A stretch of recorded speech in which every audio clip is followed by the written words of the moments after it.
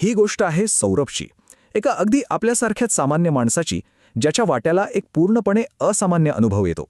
एक असा अनुभव जो त्याचं आयुष्य खरं तर कायमचं बदलून टाकतो.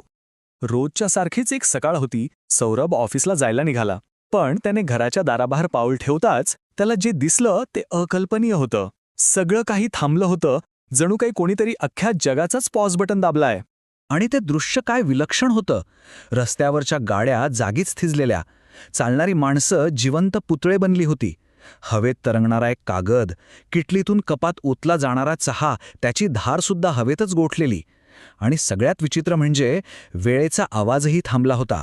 घड्याळाचे काटे पुढे सरकतच नव्हते. या सगळ्या शांत स्तब्ध गोंधळातच सौरभ समोर एक अनपेक्षित आव्हान उभं राहतं. एक अशी संधी जी त्याला प्रचंड शक्ती देते, पण सोबतच एक मोठी जबाबदारीही घेऊन येते. अचानक त्याच्या मोबाईलवर एक मेसेज येतो. फक्त एकच वाक्य, तुला 1 तास दिला आहे, जे बदलायचं आहे ते बदल. विचार करा, असा मेसेज जर आपल्याला मिळाला तर आपल्या मनात पहिला विचार काय येईल? ही केवढी मोठी संधी आहे, हो ना? शक्यताना तर काही सीमाच नाही. संपत्ती, सामर्थ्य किंवा जगात काहीतरी मोठं बदल घडवून आणण्याची ताकद. पण या सगळ्या गोंधळात नक्की पहिला विचार कोणता असेल? सौरभच्या डोक्यातही विचारांचं नुसतं वादळ उठलं. तो बँकेत जाऊन हवं तेवढं धन घेऊ शकला असता, किंवा या थांबलेल्या जगात कोणाला तरी मदत करू शकला असता.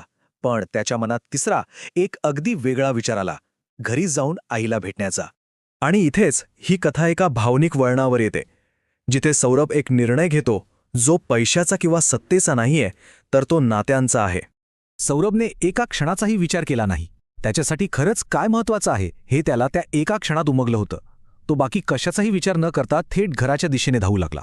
तो घरी पोचतो तर काय, त्याची आई किचनमध्ये होती, पोळी लाटण्याच्या तयारीत, आणि तिच्या हातातलं लाटणं तसंच हवेत थांबलेलं होतं. एक अगदी साधंसं पण खूप काही सांगून जाणारं दृश्य होतं ते. आपल्या आईला असं निश्चल पाहून सौरभचं मन भरून येतं. त्याला स्वतःची चूक जाणवते. तो जणू स्वतःशीच पुटपुटतो, आई, मी तुला कधीच नीट वेळ देऊ शकलो नाही. त्याने जगात काहीही बदललं नाही. ना तो बँकेत गेला, ना कोणाला मदत केली. तो फक्त शांतपणे आपल्या आईच्या शेजारी बसला आणि तिचा हात आपल्या हातात घेतला. त्याच्यासाठी सगळ्यात मोठा बदल हाच होता, आपल्या प्रिय व्यक्तीसोबत शांतपणे काही क्षण घालवणं. तो 1 तास आता संपत आला होता. सौरभने निवडलेला तो क्षण पूर्णपणे जगला होता. आणि मग जग पुन्हा आपल्या गतीने सुरू झालं. आणि अचानक सगळी शांतता भंग पावली. घड्याळाचा तो ओळखीचा आवाज पुन्हा कानावर पडू लागला. Tick tick tick. थांबलेलं जग पुन्हा एकदा जिवंत झालं होतं. त्याची आई भानावर आली. तिला तर काहीच कल्पना नव्हती. तिच्यासाठी तर फक्त एकच क्षण सरला होता. तिने सौरभकडे पाहिलं आणि अगदी सहजपणे विचारलं, काय रे, आज इतक्या लवकर घरी आलंस? सौरभ काहीच बोलला नाही. तो फक्त हसला. कारण बाहेरच्या जगासाठी काहीच बदललं नव्हतं, पण सौरभसाठी मात्र आतून सगळ्याच्या सगळं बदलून गेलं होतं. त्याला आयुष्यातलं खरं प्राधान्य काय आहे हे आता समजलं होतं.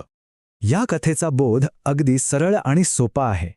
वेळ आपल्या कुणासाठीच थांबत नाही हे खरं आहे, पण या धावपळीच्या आयुष्यात आपण मात्र क्षणभर थांबून आपल्यासाठी खरोखर काय महत्त्वाचं आहे याचा विचार नक्कीच करू शकतो. तर मग जाता जाता हाच प्रश्न आपल्या सर्वांसाठी आहे. आपल्या या धावपळीच्या जीवनात अशी कोणती गोष्ट आहे ज्यासाठी क्षणभर थांबणं खरंच महत्त्वाचं आहे? यावर विचार करायला हरकत नाही.